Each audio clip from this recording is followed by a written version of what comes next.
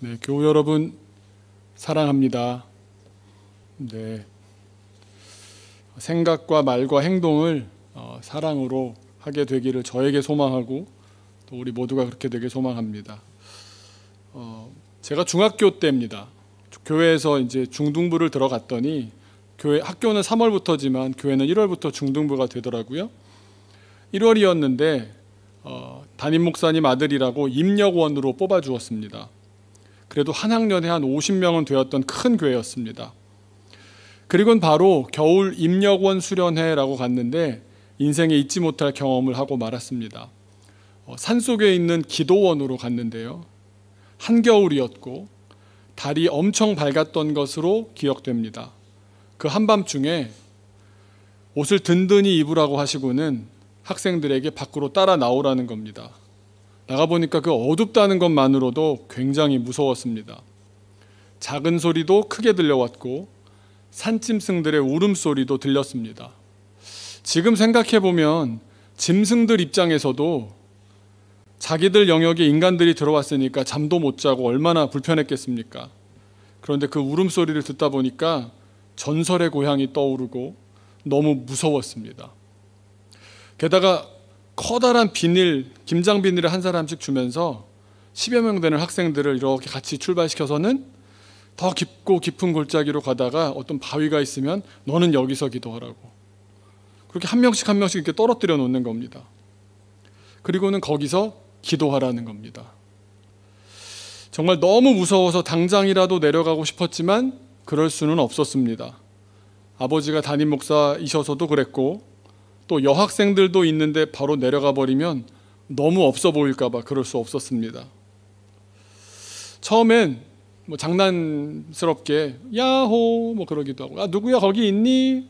또 소리가 또 들려오고 장난스럽게 시작을 했지만 어른들께서 한 분, 두 분 기도하기 시작하시니까 장난을 쳐서는 안 되겠다는 생각이 들었고 사실 그분들의 기도 소리가 더 무서웠습니다.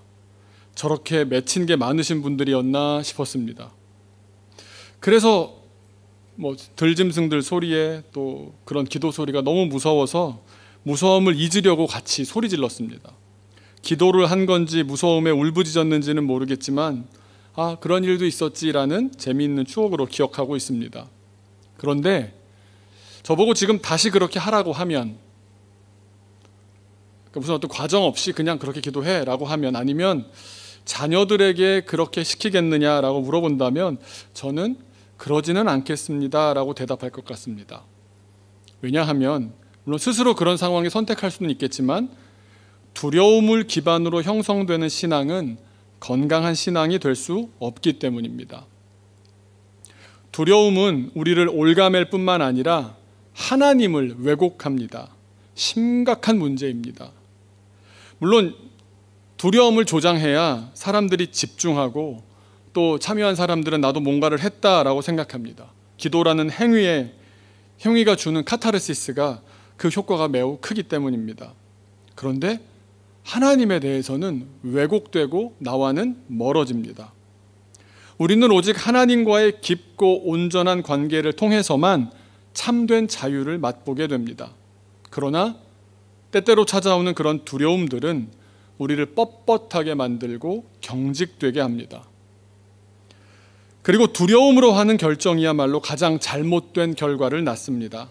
하나님을 잘못 알고 있는 채로 하는 결정이기 때문에 그렇고 하나님과 자신의 관계도 삐뚤어진 채로 하나님과는 아무 상관없는 결정인데도 하나님의 이름을 들먹이면서 하나님께서 인도하셨다고 그러다 보면 도리어 하나님과는 정말 멀어져 버리는 경우가 적지 않습니다. 오늘은 베드로라는 인물을 좀 깊게 들여다보려고 합니다. 오늘 본문이 바울과 베드로가 부딪힌 상황이 나오기 때문이기도 한데요. 베드로의 인생을 한번 따라가 보면서 큰 사건 두 개를 중심으로 하나님께서는 베드로를 어떻게 인도해 가셨는지 나누고자 합니다. 우리가 잘 아시다시피 베드로는 갈릴리 사람입니다. 그리고 예수님을 잘 따랐지만 완전히 부인했다가 철저하게 돌아왔던 인물입니다. 부활하신 예수님께서 베드로가 도망간 곳까지 찾아오셔서 아침상까지 차려주시면서 함께 밥을 먹었고 같은 질문을 3번이나 하셨습니다. 요한의 아들 시몬아, 내가 다른 사람들보다 나를 더욱 사랑하느냐? 물어보시니까 내가 예수님을 더욱 사랑합니다 고백했고, 나아가 주님의 양떼를 잘 돌보겠습니다 약속까지 했습니다. 그 만남으로 베드로는 정말 사역자로, 선교사로 탈바꿈하게 됩니다. 그런데 그 대화를 좀 깊이 들여다보다 보니까 왜 같은 질문을 3번이나 하셨고 베드로는 같은 질문 앞에 3번이나 서게 하셨을까요? 오늘 말씀 준비하는 중에 그런 생각이 들었습니다. 베드로가 자기는 대답한다고 했지만 그게 대답이 되는 것은 아니구나. 베드로는 자기가 무슨 말을 하는지를 모르고 있구나. 예수님께서 베드로에게 지금 대답을 요구하시는 것이 아니라 오히려 더 생각해 볼 시간을 주시는 것은 아닐까. 그러니까 앞으로 베드로는 자기가 지금까지 알고 있던 삶과는 전혀 다른 삶을 살아가야 했습니다. 내가 안다는 것을 기반으로 살아가는 인생이 아닐 겁니다. 그러니까 단 한 가지만 붙잡아야 되는데 그것이 바로 주님 사랑입니다. 사실 베드로는 저 갈릴리 촌구석의 골목 대장이었습니다. 일평생 똑같은 사람들만 만나왔고 똑같은 일상을 하루하루 되풀이했고 맨날 같은 하늘과 맨날 같은 바다를 다니며 살았더랬습니다. 그런데 3년가량 예수님의 부르심을 따라서 따라다니다 보니까 본 것도 만난 사람도 또 하나님에 대한 체험도 그때까지 경험해보지 못했던 일들이었습니다. 그런데 그 3년을 따라다녔던 결과로 베드로가 발견한 자기 자신은 3년 동안 잘 다녔으니까 난 좀 변했겠지, 나는 뭔가 더 큰 걸 기대해도 되겠지, 그럴 줄 알았는데 돌아본 자기의 영적 현실은 바닥이었습니다. 인정하지 않을 수 없었던 진실, 자기 속사람의 냉엄한 현주소, 그것은 베드로 자신이 예수님을 모르고 있었다라는 겁니다. 모르는 정도가 아니라 완전히 반대로 알고 있었습니다. 예수님이 곁에 계셨지만 예수님을 알지 못했고 알 수도 없었습니다. 자기 욕망이 예수님을 왜곡하고 있었기 때문입니다. 보고 싶은 대로만, 보고 싶은 것만 보았을 뿐입니다. 인격적이지도 않았고 상호적이지도 않았습니다. 사실 예수님께서는 충분히 알 수 있도록 말씀해 오셨습니다. 다만 진짜 예수님이 십자가를 지시면 어떡하지? 베드로 안에 그 두려움이 더 컸던 건 아닐까요? 그래서 자꾸만 회피했던 건 아닐까요? 베드로의 바람과는 달리 예수님께서는 계속 십자가로 가시며 결국 붙잡히시더니, 결국 재판받으시더니, 결국 치욕을 당하시더니 결국 죽음에 이르시게 되었습니다. 그 과정을 옆에서 따라다니면서 멀리서 먼 발치에서 보던 베드로를 사람들이 알아보면서 당신 예수와 같이 있던 사람 아닙니까? 라고 했을 때 베드로는 너무 두려웠기 때문에 예수님과의 관계마저도 부인하게 됐던 것은 아니겠습니까? 그랬기 때문에 예수님과 만나기로 약속한 산으로 가지 못했고 베드로는 예수님 이전으로 자기의 고향인 갈릴리로 돌아와 있었던 게 아니겠습니까? 베드로는 두려웠습니다. 우리가 이걸 잘 파악해야 됩니다. 내가 지금 두려워하고 있는가 아닌가를 영적으로 잘 분별해야 됩니다. 그때 분별을 한다면 우리가 어떻게 행동해야 되는지도 말씀 가운데 나옵니다. 베드로가 두려워하고 있을 때 그 두려움을 예수님께서는 어떻게 다루시느냐 하는 겁니다. 예수님께서는 찾아가셨습니다. 베드로도 예수님이라는 것을 예수님이시다 발견하고는 맨발로 뛰어갑니다. 사실 알고 있었습니다.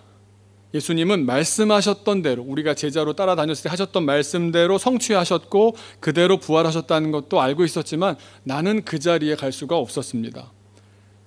두려움이 남긴 상처는 결국 깨어진 관계였습니다. 그랬기 때문에 약속된 장소로 갈 수가 없었고 고향으로, 예수님 만나기 이전의 삶으로 돌아와 있었던 겁니다. 그런데 예수님께서는 베드로의 연약함을 아시면서 그 두려워 떨고 있는 베드로를 향해서 찾아가셨습니다. 베드로는 자기가 무슨 말을 하는지, 그 말로 이제 어떤 인생을 살게 될지 잘 몰랐지만 그날 확실하게 말할 수 있었던 것은 단 한 가지밖에 없습니다. 그것은 예수님, 저를 사랑해 주셔서 감사합니다. 저도 예수님을 사랑합니다. 예수님이 오셔서 널 사랑한다 안아주고 막 예쁜 말로 그러지 않으시고 그냥 밥 차려주셨습니다. 너를 받아준다, 너를 인정한다, 너를 사랑한다 몸으로 보이셨습니다. 난 너가 꼭 필요하다 말씀하셨는데 베드로는 또 예수님을 향해서 주님은 아시지 않습니까? 그럼 이제는 뭡니까? 너의 삶으로 그 사랑을 살아라 라고 하시는 말씀 아니겠습니까? 두려움을 이길 힘은 예수님의 사랑밖에 없습니다. 오늘 갈라디아서 본문을 보시면 베드로의 두 번째 큰 사건이 나옵니다. 베드로가 바울에게 혼나는 장면이 나옵니다. 진리를 전하는 사도 중에 제일 사도인 베드로가 진리에 반하는 행동을 했습니다. 진리는 우리를 자유케 한다고 하셨는데 제일 사도인 예수님을 제일 근거리에서 따라다녔었던 베드로는 그 진리로 인해서 자유한 것이 아니었습니다. 본문 2장 11절을 보시면 다짜고짜 이렇게 나옵니다. 갈라디아서는 잘 아시겠지만 바울 목사님이 갈라디아 교인들에게 쓴 편지 아닙니까? 근데 이 사건을 말씀하시는 이유가 있겠죠. 게바는 베드로입니다. 그죠? 같이 읽어볼까요? 시작. 게바가 안디옥에 이르렀을 때에 책망받을 일이 있기로 내가 그를 대면하여 책망하였노라. 그러니까 베드로도 아마 안디옥 교회 소문을 듣고는 와보고 싶었나 봅니다.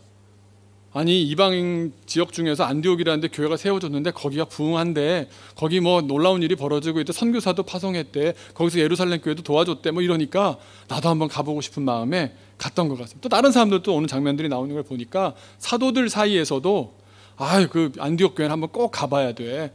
그런 얘기가 돌았던 것 같습니다. 그래서 베드로가 안디옥에 왔습니다. 그런데 책망받을 일을 하고 말았습니다. 그게 무엇인지 12절의 내용이 나옵니다. 같이 볼까요? 12절입니다. 시작. 야고보에게서 온 어떤 이들이 이르기 전에 게바가 이방인과 함께 먹다가 그들이 오매 그가 할례자들을 두려워하여 떠나 물러가매. 그러니까 베드로의 행동이 뭔가 의심쩍고 뭔가 누구한테 걸리면 안 되는데 이렇게 두려워하는 모습이 보이지 않습니까? 이방인들과 뭘 같이 먹고 있었던 겁니다. 그게 유대 율법에는 옳지 않은 일이었던 거죠. 그런데 자기는 어떤 사람입니까?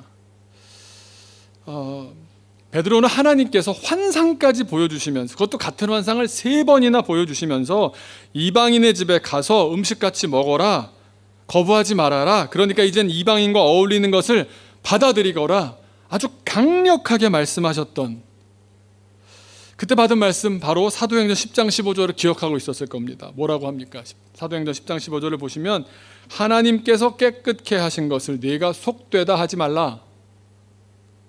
하나님께서 이방인들을 이제 더 이상 더럽다고, 너가 먹는 것은 이것은 뭐 깨끗하고 저것은 더럽고 하나님께서는 다 깨끗하게 하셨는데 네가 왜 그걸 속되다고 하느냐? 하나님을 네가 따라와야 되지 않느냐? 그래서 그 말씀을 붙잡고 이방인인 백부장 고넬료의 집으로 갔고 말씀을 전했는데 놀랍게도 이방인인 고넬료와 그와 함께 있었던 많은 이방인 사람들이 성령의 기름을 받는 놀라운 역사가 일어납니다. 그러자 이방인들에게도 베드로가 세례를 주었습니다. 이런 일을 겪었거든요. 그런 일을 겪었던 베드로가 주님의 음성을 직접 또 환상으로 보기도 하고 듣기도 했던 베드로가 이방인들과 함께 식사를 하는 건 자연스러운 일 아닙니까? 자연스러운 일입니다. 이제 주님께서 허용하셨고 주님께서 깨끗하게 하셨으니까 같이 식사해도 좋아. 그런데 다른 사도 야고보의 제자들이 곧 도착한다는 얘기를 들은 겁니다. 그 말을 듣고는 베드로가 그 자리에 황급히 떠났습니다. 근데 그 순간의 두려움에 의해서 벌어진 일인지 아직까지도 그 이방인에 대해서 받아들여지지 못했는지는 모르겠지만 그 행동으로 말미암아 문제가 커져갑니다. 13절을 보시면 남은 유대인들도, 그러니까 베드로가 그렇게 행동하는 걸 봤던 남아있던 유대인들, 같이 밥 먹다가 같이 섞여있던 사람들도 그와 같이 외식함으로, 베드로의 그 행동, 먹을 때 같이 먹었다가 사람들 온다니까 도망가 버린 이 모습을 뭐라고 그랬냐면 외식이다. 외식이란 말이 뭡니까? 위선적이다라는 말입니다. 겉과 속이 다르다라는 겁니다. 표리부동하다라는 겁니다. 근데 그 바나바까지, 옆에 있던 바나바까지도, 남은 유대인들마저도 외식에 유혹되었느니라. 진정한 자유가 없는 사람은 외식합니다. 위선적이 됩니다. 이중적이 됩니다. 인격적으로 분열됩니다. 그런 베드로의 외식, 베드로의 위선, 베드로의 이중성이 더 큰 악영향을 미쳐갑니다. 안디옥 교회에 남아있던 유대인들과 담임 목회자였던 바나바마저도 그래도 사도 베드로께서 저러시면 우리도 저래야 되는 거 아니야? 흔들려 버린 겁니다. 주님이 보여주신 대로 모든 사람이 한 마음으로 가는 것이 아니라 옛날로 돌아가 버리는 겁니다. 이방인의 땅에 바울과 함께 전도하며 하나님께서 어떤 역사를 이루시는지를 보았던 바나바마저도 그 유력한 사람이 흔들리면 따라 흔들렸던 겁니다.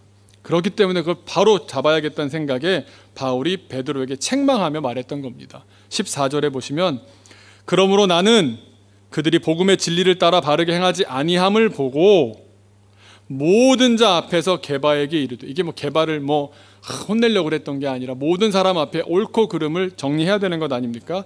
내가 유대인으로서 이방인을 따르고 유대인답게 살지 아니하면서 어찌하여 억지로 이방인을 유대인답게 살게 하려느냐. 복음의 진리를 따르지 않은 모습이다 라는 말입니다.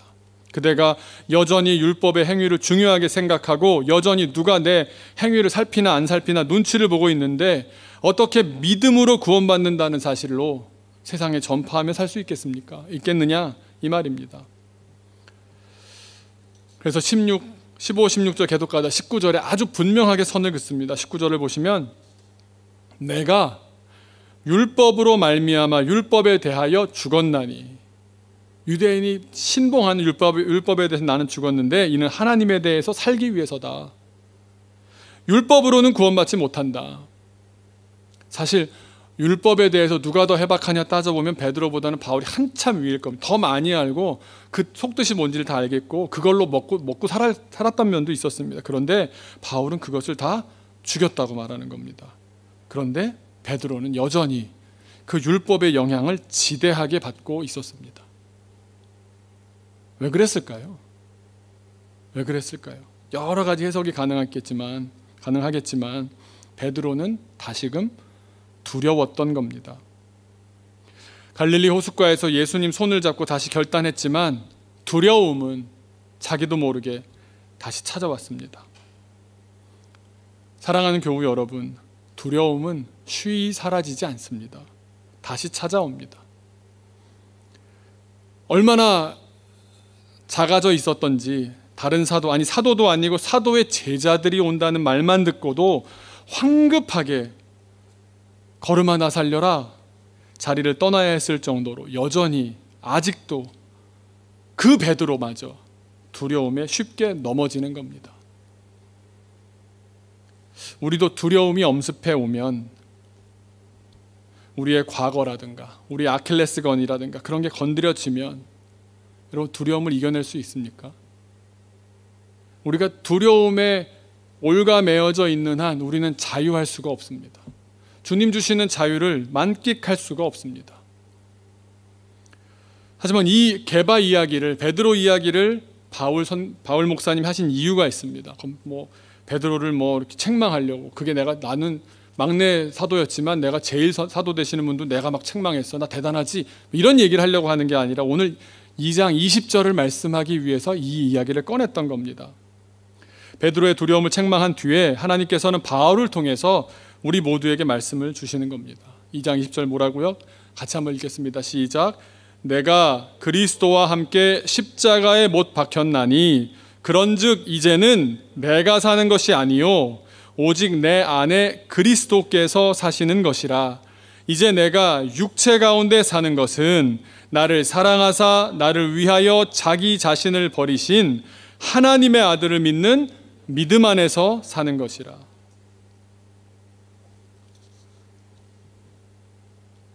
베드로는 물론, 갈라디아 교인들은 물론, 지금 우리들까지도 우리를 사랑하셔서 자기 자신을 버리신, 우리를 사랑으로 대하신 그 예수님의 사랑 때문에 사는 것이다 말씀하십니다. 다시 한번 말씀드리지만 우리는 앞으로도 두려움에서 완전히 자유로울 수 없을 겁니다. 좀 떨쳐냈다 싶은데 또 다른 두려움이 엄습해 올 겁니다. 종류를 바꿔가면서 우리를 올가매려고 들 겁니다. 두려움을 무엇으로 이겨내시겠습니까? 주님 손을 꼭 잡아야 합니다. 주님 손을 꼭 잡아야 합니다. 오직 주님과의 깊고 인격적인 관계를 통해서 주님 사랑을 내가 만끽하고 있을 때, 느낄 수 있을 때 우리는 두려움을 이길 수가 있습니다. 또 그럴 때, 주님 사랑을 느낄 때 우리는 자유합니다. 주님 안에 자유가 있기 때문입니다. 어떤 어려움과 장애와 변화와 상상 못할 환경의 변화 속에서도 흔들리지 않으며 내 영혼 평안에 자유합니다. 제가 처음 목회를 배웠던 때에 담임 목사님께서 교역자들만 모이면 이런 말씀을 하셨습니다. 사람 믿지 마라. 사람 못 믿는다. 그래서 그 얘기 들으면서 왜 이렇게 사람을 부정적으로 보시나 그랬는데 이어지는 말씀이 이렇게 표현하셨습니다. 그래서 하나님 믿어야 한다. 그러니까 좀 동의가 됐습니다. 사람은 못 믿을 인간들, 하나님만 믿어야 돼. 처음에 그렇게 생각했습니다. 사실 우리 인간이 믿을만 합니까? 천부당만부당입니다. 인간은 죄인이라고 성경이 줄곧 말씀하십니다. 구약 성경 요즘 통독하는데요, 계속 발견하는 진리, 계속 역사적으로 증명되는 사건은 정말 짜증날 정도로 반복되는 인간은 못 믿을 인간이다, 이걸 확인시켜 줍니다. 그런데 믿지 못하기 때문에 믿지 못할 인간인 건 분명한데 그 다음에 두 가지 태도 앞에 우리가 선택해야 됩니다. 하나는 믿지 못할 인간이니까 나도 사람을 믿지 않겠다라고 판단할 수 있습니다. 그렇게 선택할 수 있습니다. 그런데 또 하나는 믿지 못할 인간이기 때문에 어쩌다가 한 번이라도 믿음직한 모습을 보일 것이라고 기대하면서 오늘도 속아줄 것인가, 이걸 결정해야 합니다. 이 둘의 차이가 뭘까요? 뭐가 있고 뭐가 없는 걸까요? 사랑이 있느냐 없느냐 아니겠습니까? 우리도 돌아보면 누군가가 나를 사랑하며 나 같은 사람을 감내해 줬기 때문에 그 품 안에서 자유를 경험했던 것 아닙니까? 고등학교 때 교회 후배 하나가 소년원을 다녀오게 됐습니다. 제 인생에 처음으로 주변에 있는 사람이 소년원을 가는 사건이 벌어진 겁니다. 오토바이를 훔쳤답니다. 한두 번이 아니었던가 봅니다. 그래서 훈방 조치를 몇 번 했었던 과거가 있었는데 이번에는 좀 일이 커졌나 봅니다. 그래서 소년원에 얼마간 있다가 들어갔더라 얘기만 들었는데 어느 날 보니까 나온 겁니다. 오랜만에 보니까 교회를 왔는데 와 있는 겁니다. 일찍부터 와 있었습니다. 옛날 같지 않더라고요. 똑같이 대하기가 어렵더라고요. 고등학생들한테 소년원 그러면 좀 무섭지 않습니까? 또 그런 제일 큰 소년원이 천안에 있거든요. 어떻게 대해야 할지, 후배도 저를 대하기가 서먹스러워하는 것 같고 저 혼자 그런지 모르지만 저도 어떻게 말을 해야 될지 모르겠는 겁니다. 그런데 후배가 눈에 띄게 차분해졌습니다. 그래서 교정시설이 그렇게 좋은 곳인가? 이런 생각도 해봤지만 뭐 까불거렸던 그런 모습도 없어졌고 바로바로 말대꾸하고 굉장히 막 화가 가득 차 있던 모습이 없어졌습니다. 저도 뭐 그렇게 용인하는 만큼 이렇게 대화를 나누던 가운데 예배가 끝나고 성경 공부 시간이 되었는데 전도사님께서 오늘은 이 반을 내가 맡겠다고, 그래서 선생님도 같이 계시는데 전도사님께서 와서 그 반을 맡아주셨습니다. 잘 지냈어? 평소 같으면 아무렇지도 않을 질문을 던졌습니다. 잘 지냈냐? 그랬는데 이 친구가 자기 얘기를 술술 하는 겁니다. 그 말을 평생 잊지 못할 것 같습니다. 결론인 즉슨 엄마 때문에 다시 교회에 왔습니다, 이거였습니다. 무슨 말인가 했더니 엄마는 자기가 그러고 다니는 걸 모르는 줄 알았는데 하나하나 다 알고 있더라는 겁니다. 언제 어디서 사고 쳤는지를 다 기억하고 있더라는 겁니다. 그러면서 엄마가 자식이 집을 나가면 잠을 이루지 못하고 자식 방에 가서 기도하고 혼자서 너무 두렵고 힘들면 교회로 나와서 기도했답니다. 제 후배 생각으로는 엄마 정도 속이는 건 일도 아니라고, 식은 죽 먹기라고 생각했는데 엄마는 다 알고 있더랍니다. 엄마는 또 고등학생이나 된 자식을 뭐 말려도 안 되고 엄마 힘으로 어떻게 물리적으로 해볼 수도 없다 보니까 또 그렇다 그냥 두어서는 안 되겠기에 하나님께 맡기며 기도할 수밖에 없더랍니다. 그렇게 차일피일 대결을 미뤄오고 갈등을 도망다니면서 피해오다가 면회실에서 차가운 철창살을 가운데 두고 마주했는데 엄마가 모를 줄 알았던 걸 다 알고 있다는 걸 알게 된 겁니다. 그런데 너 이거 잘못했지 저거 잘못했지 혼내지도 않으시고 탓하지도 않으시고 원망하지도 않으시고 실망하지도 않으시면서 이렇게 말씀하시더랍니다. 엄마가 미안해. 그러면서 이런 말씀을 하셨답니다. 교회만 빠지지 말아달라고. 처음엔 말 같지도 않았답니다. 뭐야 이 와중에 지금. 그런데 연회가 끝나고 자기 방으로 돌아와서 계속 떠오르는 말이 엄마가 다 알고 있었다는 사실이 자꾸만 생각나더랍니다. 그러면서 이 친구가 그 생각 끝에 자기 마음이 한 문장으로 완성이 됐는지 저희한테 그 말을 해줬습니다. 엄마는 알고도 속아줬던 거더라고요. 여러분, 속아주는 엄마는 무력한 엄마입니다. 무기력하고요, 무능력합니다. 그런데 놀랍게도 이 아들은 엄마에게 끌려서 억지로 교회에 나온 것이 아니었습니다. 나온다고 엄마가 무슨 보상을 약속한 것도 아니었습니다. 자유함 속에서 스스로 선택했습니다. 엄마에게 미안해서 찾아왔다고 하기에는 그날의 그 고백은 정말 진실했습니다. 속아주시는 엄마를 발견한 아들, 엄마의 사랑으로 충만했기 때문에 물론 죄인이었지만, 물론 남들 앞에 서기 창피했지만, 그런 다른 것이 나를 지금 흔드는 것이 아니라 내 안에 충만한 엄마의 사랑이 있어서 누가 어떻게 보든 자유로울 수 있었던 겁니다. 여러분, 우리가 믿을 만한 사람이어서가 아닙니다. 주님의 사랑이 나를 너무 사랑하셔서, 나를 위해서 자기를 죽일 정도까지 사랑하셔서, 우리의 존재는 우리가 생각할 때 가끔 이런 쓸모없고 뭐 같지도 않은 존재라고 스스로 생각할 때도 얼마나 많습니까? 그런데 하나님은 그렇게 안 보신다니까요. 우리의 엄마는 나를 그렇게 안 보신다니까요. 나를 사랑하사 나를 위하여 자기 목숨을 바치신, 자기를 버리신 그 예수님 안에 사는 겁니다. 그 예수님을 믿고 사는 겁니다. 그분의 평가대로 사는 것이고 그분의 말씀을 믿고 사는 겁니다. 그렇게 해서 죄인인 우리도 자유롭게 살게 되는 겁니다. 어떻게 죄인이 자유롭게 삽니까? 그런데 죄인인 우리도 그 사랑에 깊이 젖게 되면 자유하게 사는 겁니다. 우리가 주님 안에 그 사랑을 맛보며 자유를 누리게 되는 우리 중심교회 성도들 되시기를 주님의 이름으로 축원합니다. 우리 잠시 기도하겠습니다.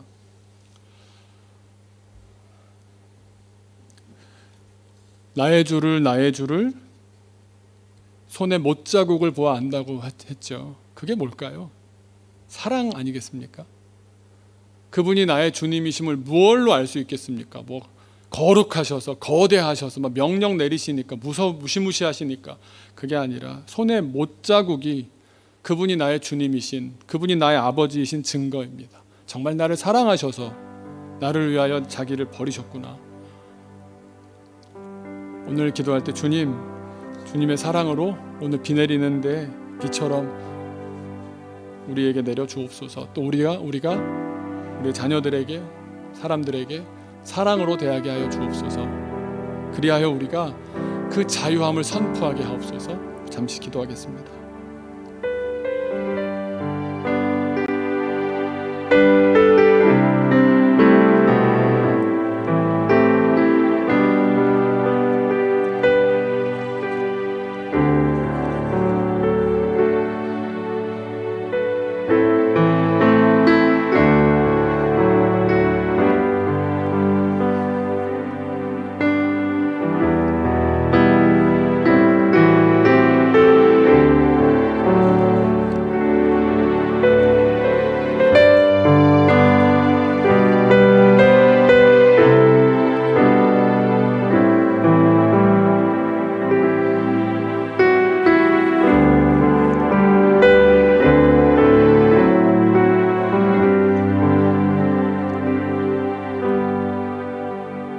아버지, 죄인인 우리를 찾아와 주셔서 감사합니다. 우리에게 여러 말로 하시지 않고 밥을 차려주시고 십자가에 못 박히시며 사랑을 몸으로 보여주시니 감사합니다. 또 우리에게 말씀을 통해서 갈라디아서 2장 20절을 선물해 주셔서 감사합니다. 우리를 사랑하신 그 사랑에 깊이 우리가 매여 있게 하시고 그 말씀으로 우리를 채우게 하셔서 그 사랑으로 우리를 채우게 하셔서 우리가 주님이 주시는 자유로 살게 하옵소서. 주님 안의 자유가, 주님 안의 참 자유가 우리 삶 가운데 넘치게 하여 주옵소서. 죄인인 우리들이지만 내가 죄인이야, 나는 안 돼, 나 같은 놈이 뭐, 베드로도 그렇게 스스로를 좁히고 절망하고 자책하고 그랬지만, 또 실수하고 또 실수했지만, 두려워했고 또 두려워했지만 주님께서 말씀해 주셨고 찾아와 주셨고, 다시 또 주님께서 판단하신 그 판단대로 나는 너를 사랑하고 너를 위해서 죽었고 너가 이 일을 하길 바란다고 말씀해 주신 그 주님 붙잡고 베드로가 일어섰던 것처럼 주님, 우리도 주님 앞에 그렇게 서게 하시고 주님 주신 자유로 살게 하여 주옵소서. 예수님의 이름으로 기도하옵나이다. 아멘.